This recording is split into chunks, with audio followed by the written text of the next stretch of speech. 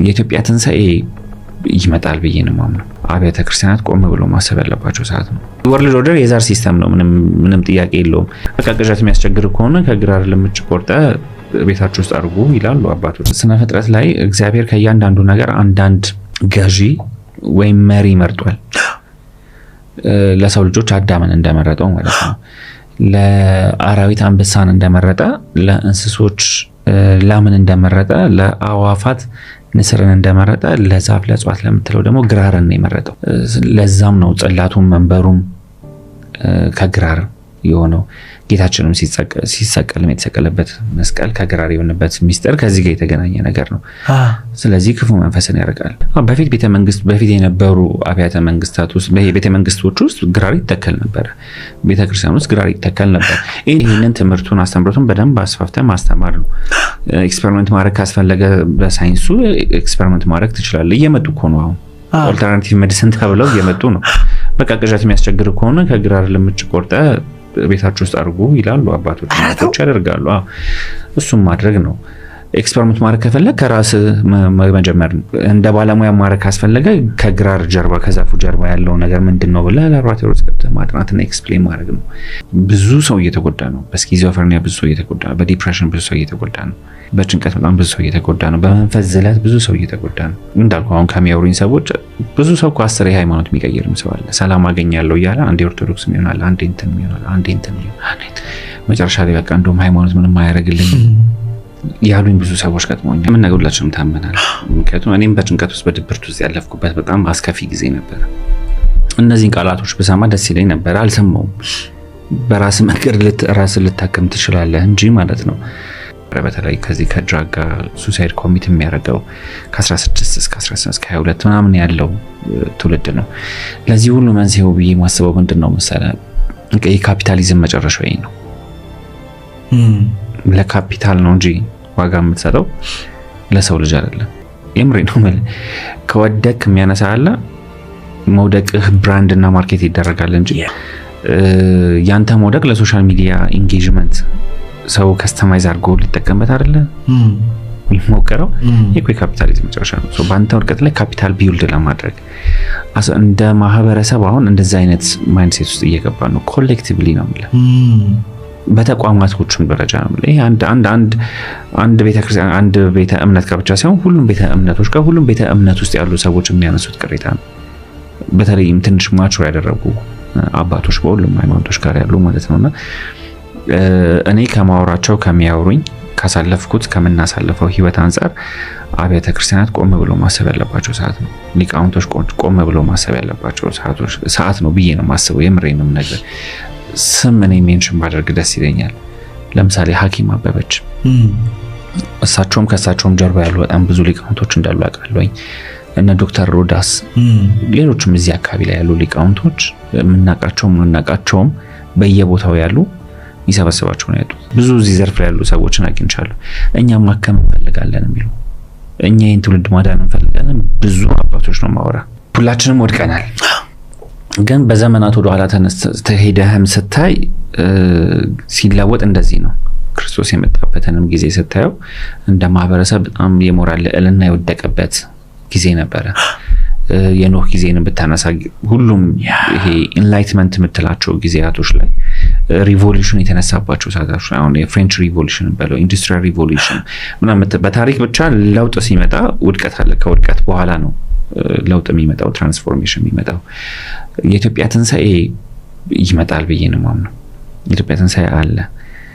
የኢትዮጵያ ትንሣኤ ሲነሳ አብሮ ስሙ የሚነሳው ንጉስ ቴዎድሮስ ነው። ንጉስ ቴዎድሮስ ይመጣል አይመጣም ሌላ ነገር ነው። ግን ንጉስ ቴዎድሮስ ይዞት የሚመጣው አጀንዳ ግን ብዙ ሰዎች አይምሮ ውስጥ እያየውኝ ነው። ብዙ ሰዎች ያንን እየሆኑ እያየውኝ ነው። ያንን እየኖሩ እያየውኝ ነው። ምክንያቱም አንድ ሰው ብቻውን ለውጥ አያመጣም አይደለም፣ ሜትሪክስ ነው። ስለዚህ የኢትዮጵያ ትንሣኤ ሜትሪክስ እየተፈጠረ ነው ወይ ነው የኔ ተስፋ የሚሰጠኝ እሱ ነው። እኔ ስለ ኢትዮጵያ ትንሣኤ ሳወራ በነገራችን ላይ ብዙ ሰው ፌስቡክ ራሱ አይጠቀምም ነበር። ፌስቡክ እንደተጀመረ ሰሞን አካባቢ ነው እኔ ስለ ኢትዮጵያ ትንሣኤ ነው መጻፍ የጀመርኩት። አሁን ብዙ ሰው ነው ስለ ኢትዮጵያ ትንሣኤ የሚያወራው። ብዙ ማህበራቶች አሉ በኢትዮጵያ ትንሳኤ ስም የተነሱ ኢትዮጵያ ውስጥ ያው መታቃቻውን ስም ሜንሽን ባናረገ ብዙ ማህበራት አሉ ተቋማቶች አሉ ግለሰቦች አሉ ስለ ኢትዮጵያ ትንሳኤ በደንብ እየተነገረ ነው ከኢትዮጵያ ትንሳኤ ጋር ተያይዘው የተነገሩ ትንቢቶች ኦልሞስት አብዛኞቹ ተፈጽመዋል አንደኛውም ይሄ ነው እውነት ለመናገር ግን ምን አሉ ይመስላል ከዚህ በፊት ካልነገርኩ አንድ ነገር ልንገር የረር አንድ አባት አገኘውኝና እኔ ግን የሆነ ያው ተስፋ ተቆርጥ የሆነ ሳለ ላይ እና ብዙ ሰው ዲስካሬጅ ሲያረገ ምናምን በቃ ተስፋ ተቆርጣለና ግን ወደ ኢትዮጵያ ትንሳኤ ይመጣል ምናምን አልኳቸው አንተ ራስህ ነው እንደምታየው ኢትዮጵያ ትንሳኤን ቤት ብለህ አስበው አሁን ቤቱ እየተሰራ ነው ግን ቤት አልሆነ መስኮቱን የሆነ ሰው የሆነ ጥግ ላይ እየሰራው ነው በሩን የሆነ ሰው የሆነ ጣራው ሌላ ቦታ እየተሰራ ነው ሁሉም ሌላ ቦታ ነው የሚሰራው ያ ማለት ግን ፕሮሰስ የለም ማለት አይደለም ትንሳኤ ይመጣል ማለት አይደለም ሁሉም ነገር ተሰብስቦ መጥቶ አንድ ላይ ቆሞ ሲገጣጣም ነው ቤት መጥቶ አይደለ ኢትዮጵያ ትንሳኤ እንደዛ አድርጋ አስበዋልና አሁንም የሆነ ጥግ ላይ ቤቱ የሚሰሩ ሰዎች አሉ መስኮቱ የሚሰሩ ሰዎች አሉ ጣራው የሚሰሩ ሰዎች አሉ ኒው ወርልድ ኦርደር ከስሞ የኢትዮጵያ አገዛዝ ዓለም ላይ የሚሰፍንበት ዘመን ነው ኢትዮጵያዊ የሆነ አገዛዝ ማለት ሆሊስቲክ የሆነ አገዛዝ ነው የእግዚአብሔርን መንግስት መሰረት ያደረገ ለሰው ልጆች ዋጋ የሚሰጥ ለተፈጥሮ ዋጋ የሚሰጥ ሰዎችን አቢዩዝ የማያደርግ ለራሱ ዓላማ ሰዎችን መጠቀሚያ የማያደርግ እነ ንጉስ ቅዱስ ላሊበላ የመሰረቱት አይነት ማለት ነው በዛ ዘመን የነበሩ ትላልቅ ሰማይና ምድራዊ ክህነትንና ንግስናን ያስማሙ ማለት ነው ክህነት ስንል አሁን ሪሊጂየስ ያደረጉት አይደለም ግን ፈሪሃ እግዚአብሔርን መሰረት ያደረገ አገዛዝ ማለት ነው ህዝብም መሪም እግዚአብሔርን የሚፈሩበት ማለት ነው ይሄ አሁን ያለው ኒው ወርልድ ኦርደር ሳቦታጅ የተደረገ ነው የሌላ አገዛዝ ነው እንጂ የሰው ልጅ አገዛዝ አይደለም የሰይጣን ነው ምንም ጥያቄ የለውም ባለፈው ማስተናል ማን የወርልድ ኦርደር የዛር ሲስተም ነው ምንም ጥያቄ የለውም በገንዘብ ስርዓትም በሁሉም ስርዓት ውስጥ በትገባ በደንብ ብሬክ ዳውን ልናደርገው በደንብ ልናየው እንችላለን ባለፈው የተወሰነ አንስተነው ነበር ገንዘብ ላይ ቤዝ ያደረገ ነው አይደለ ካፒታሊዝም ስል ገንዘብ ላይ ቤዝ ያደረገ ነገር የእግዚአብሔር ስርዓት እንደዛ ነው አይደለም አባቶቻችን የነበራቸው ስርዓት እንደዛ ነበር አልነበረም አይደል በትንሽ ነገር ብዙ በረከት አልነበረም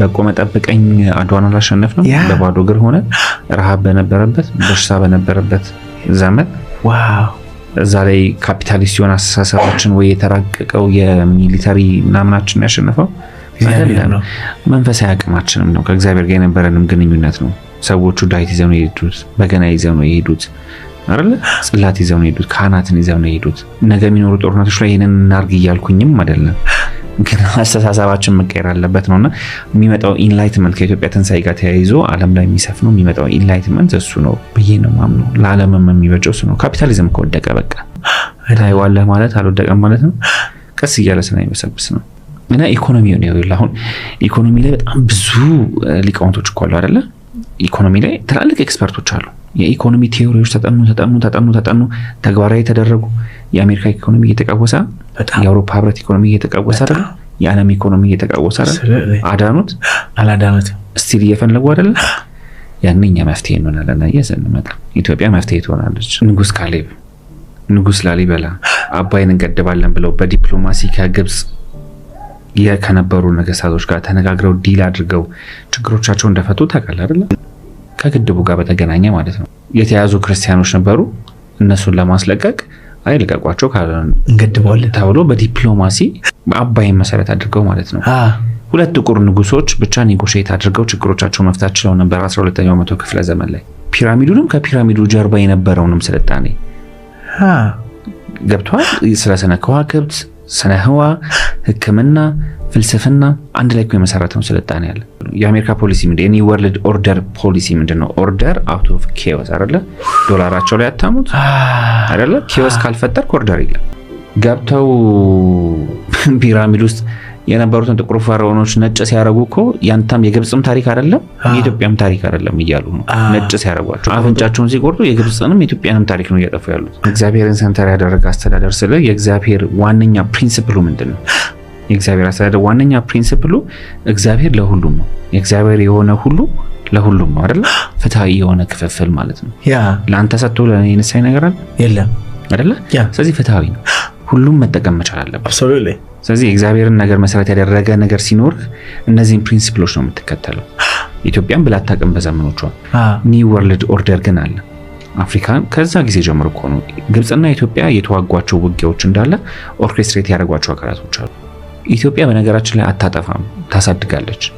ግብጽ ሄዳ አሳደገች፣ ማያ ሄዳ አሳደገች፣ ሜሶፖታሚያም ሄዳ አሳድጋለች። በሄደችበት ሁሉ ማጎልበት ነው ሰው ኢትዮጵያ። የማያ ሲቪላይዜሽን ላይ የብራዚል አርኪኦሎጂስቶች ራሳቸው እዛም አካባቢ የነበሩ አርኪኦሎጂስቶች አጥንተው በጣም ብዙ ጆርናሎች አሉ የታተሙ ኦንላይን የሚገኙ ጆርናሎች እኮ አሉ።